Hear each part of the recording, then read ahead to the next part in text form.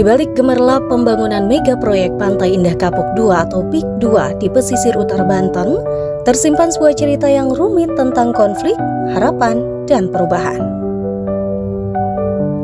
PIK 2, proyek reklamasi dan kawasan elit yang dirancang sebagai The New Jakarta, telah mengubah wajah pesisir Banten. Namun pembangunan ini tak lepas dari kontroversi. Konflik agraria mencuat, warga yang merasa diduga tanahnya diambil paksa, nelayan kehilangan akses ke laut, dan isu kerusakan lingkungan pun bergema. Narasi liar disemai di berbagai media sosial dengan tuduhan yang beragam, yang faktanya tak dapat dibuktikan soal isu yang terlanjur ditelan mentah-mentah oleh masyarakat pengguna media sosial.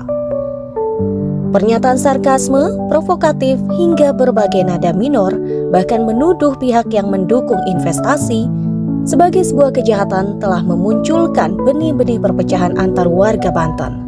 Datang ke lokasi ini untuk mencoba menginvestigasi bertabayun begitu dengan isu-isu liar yang berada di media sosial bahwa ada investasi di Banten, dalam hal ini di Serang, mobil khusus di Tanara ini yang menjadi setline begitu, akan dibangun sebuah pembangunan untuk memberikan kontribusi pada masyarakat mobil khusus di lokal. Tapi kita lihat ternyata ancamannya teman-teman ini luar biasa. Banyak sekali orang yang mengatakan bahwa dengan adanya investasi akan terjadi sebuah negara dalam negara. Ini kan sesuatu yang tidak pernah terpikir oleh akal sehat kita.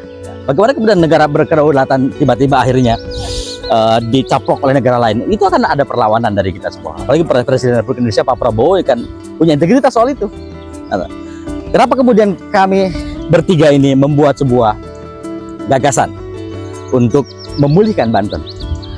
Teman-teman masyarakat Banten, kami ini bertiga selalu berdiskusi. Bagaimana kemudian senior saya Kak Haji Hasan, sahabat terbaik saya Kak Roy Bapik, melihat bahwa fenomena gejala konflik di Banten ini cukup mengemuka. Konfrontasi konflik begitu. Bang Roy Bapik dengan Haji Hasan ini sering sekali di media sosial dihantam. Ternyata karakter masyarakat kita ini adalah masyarakat yang mudah terprovokasi. Mereka mudah terprovokasi.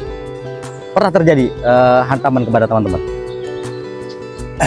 Bukan pernah, itu sering sekali hantaman dari pada yang memang masyarakat yang belum paham mungkin terprovokasi dengan orang-orang yang memang menurut saya itu pembodohan yang kemudian jika memang SDM-nya di atas rata-rata ini tidak akan terjadi seperti itu. Ya benar. Karena Memang daerah Banten ini menurut saya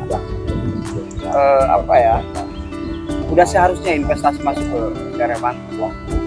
Pertama, lalu ada bahasa-bahasa yang memang negara dalam negara itu itu pembodohan dulu masyarakat. Ini tidak. Dan kami dengan sahabat-sahabat PIB, Polwatu terus berdiskusi dengan masyarakat, sama kami ingin cari kebenaran. Kami juga cinta terhadap mereka. Mungkin kalau dibilang sangat cinta dengan komunitas yang ada di Banten. Ya. PIB sendiri bagaimana melihat fenomena banyak sekali orang menghujat investasi? Perlu diluruskan kan? Ya. Jadi pada prinsipnya hujatan, kata-kata dari yang menolak itu sangat keras kami. Tapi kami sebagai inisiator dari Banten Pulih selalu meluruskan, tidak terpancing emosi. Apalagi yang dibicarakan ada negara dalam negara. Kita punya pemerintah. Punya pemerintah yang sah. Ya, kita punya pemerintah yang sah. Tidak mungkin. Prabowo dan lain-lain. Kenapa kita harus takut?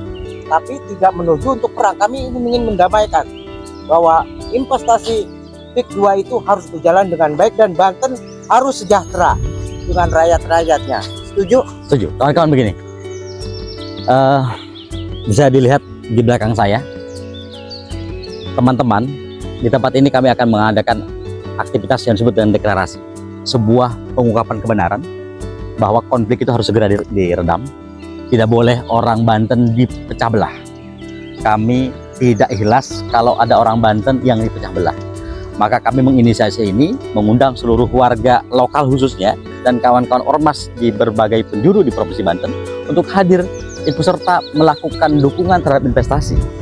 investasi yang dimaksud adalah investasi yang sehat, yang tidak boleh kemudian mendolimi masyarakat. Kami juga tahu realitanya, sehingga kami berharap kegiatan kami ke depan ini penting sekali dilakukan untuk mencoba meminimalisir angka konflik yang ada di Provinsi Banten. Ketika nanti kumpul semuanya ini teman-teman, masyarakat kumpul, ormas kumpul 5.000 orang, di-share di media, orang akan melihat, oh ternyata tidak sesungguhnya masyarakat Banten ini menerima investasi. Itu ocehan teman-teman yang di luar itu adalah sesuatu yang tidak bisa dipertanggungjawabkan. Makanya insya Allah kita akan bersama-sama bergandengan tangan teman-teman. Kita akan bersama-sama, saya dari Porwatu Banten dan teman saya dari Perpam dan satu lagi dari TIB.